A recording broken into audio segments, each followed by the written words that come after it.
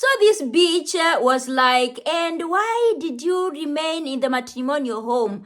You could have left it for the owner, your baby daddy. If it was me, if we separate, and first of all, I don't even know that if she has a man, because that boy was gotten out of wedlock. So I was like, please, bitch. I was starting by then to get irritated. I was rolling my eyes. And then she was like, you could have gone to rent, okay? If it was me, I cannot take a house that is not mine. So I was like, what a fucking hypocrite. Me, I just grabbed my whatever shopping trolley and I started walking towards my car. And she was shouting, die, don't be mad, I didn't mean it in a bad way. I did like this. And I kept it pushing. Like there are some people who are fucking crazy. As a single mother, if you don't work, you'll be begging men out here, okay?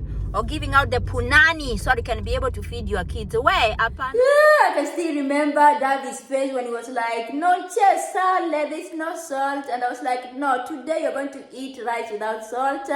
Since me, I don't believe in going to knock at people's door to beg for salt.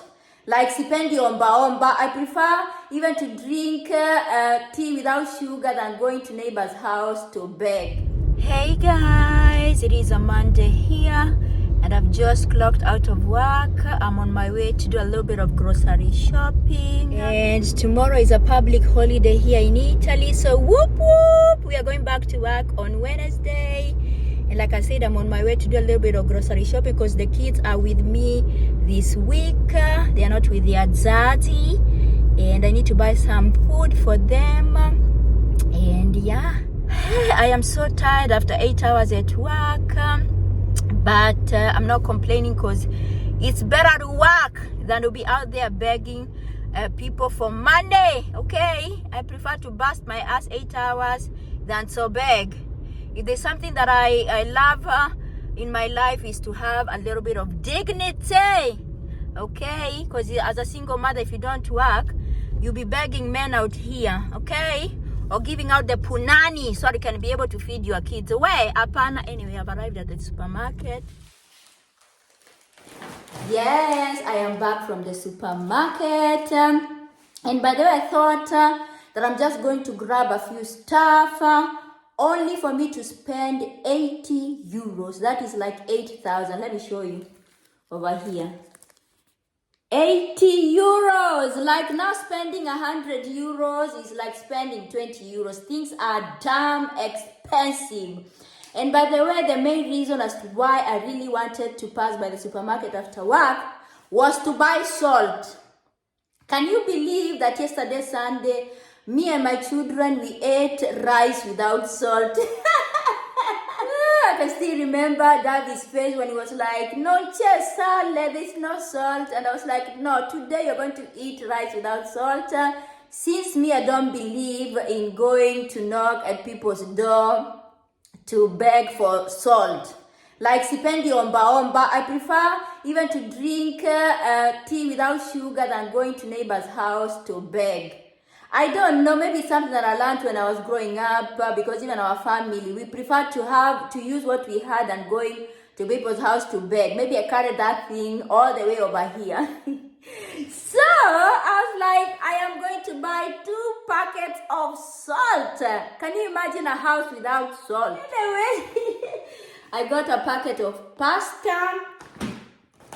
I got a packet of flour because I'm thinking of making chapati, me and Miss Alisa. Yes, the last time we made chapati, they were hard like ngarangos, like they were super hard.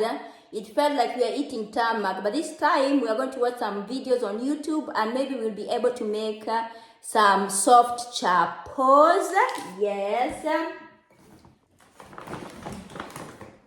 I got 2 bottles of milk for my children.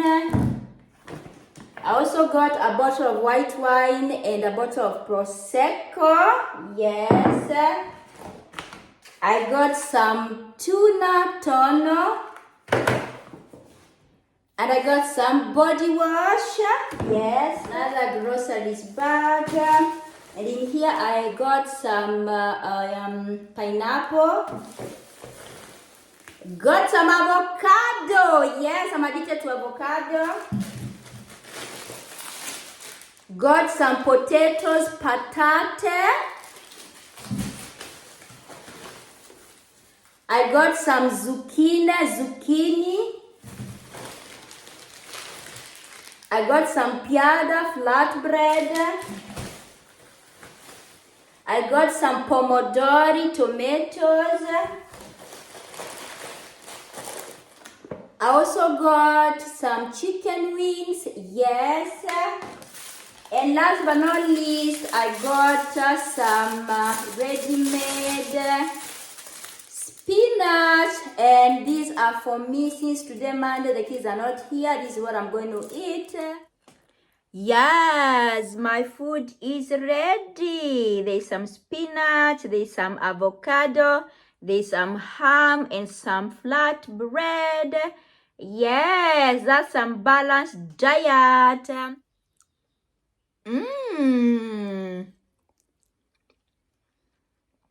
This is my kind of food, by the way. When I eat like this, I feel like I've scratched heaven. And as you can see, I've moved to my bedroom because this is where there's some sunlight for me to be able to make this video. Anyway, as I eat, story time. As I was leaving the supermarket, walking towards my car, I had someone calling out my name. Here they call me Ellie, most Italians, because they can pronounce my name Lizzie. Some of them, they say Lizzie, so I prefer for them to call me Ellie. And when I turned around, it was a lady that used to live around this neighborhood, but she moved like 3 years ago. Yes. And she was like, hey, how are you? It's been long. And I was like, yes, it's been long. And I realized by then she was pregnant, but I didn't say anything because it's none of my business. We are not that close even for me to tell her congratulations. She was like, how are your kids? I was like, my kids are okay. Alisa now is taller than me, and Davi is almost tall like me. And I was like, how is your boy? She has a boy. When she used to live here, she had a boy the age of Alisa, and she was like, he's okay. But she didn't have a husband. I think she got that boy out of wedlock. And then she was like, I heard from the grapevine that you and your so-and-so, she mentioned my baby daddy's name, you're not together anymore. I was like, yes, we're not together anymore. We separated a year and some change ago. And she was like, how? Why? You are such a lovely couple. I was like, even lovely couples, they separate if things don't go the way they are supposed to go. Instead of staying together to a point where you start killing each other or harming each other, it's better for each one of us to go different ways. And she was like, hey, wow, why? You could have tried. And then now I was starting to get irritated.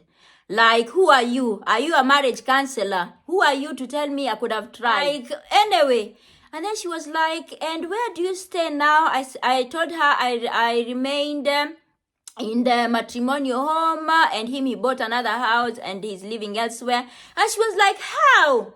He left and you remained in the matrimonial home. I was like, yes, the judge left this house for me and the children. And she was like, hey, if it was me, I could not have stayed at another man's house. I could have gone to rent. And I was like, okay, bitch. Okay, bitch.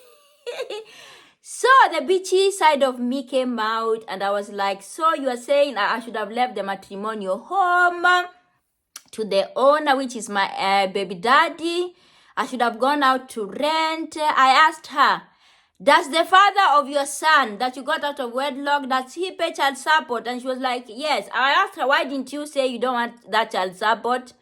The hypocrisy. Hypocrite. I called her hypocrite. I was like, why did you say you don't want that child support? And but I wanted to be messy and ask her, is this second pregnancy also out of wedlock where you're going to collect some checks from the next baby daddy? So I was like, what a fucking hypocrite. Me, I just grabbed my whatever shopping trolley and I started walking towards my car, and she was shouting, die, don't be mad, I didn't mean it in a bad way.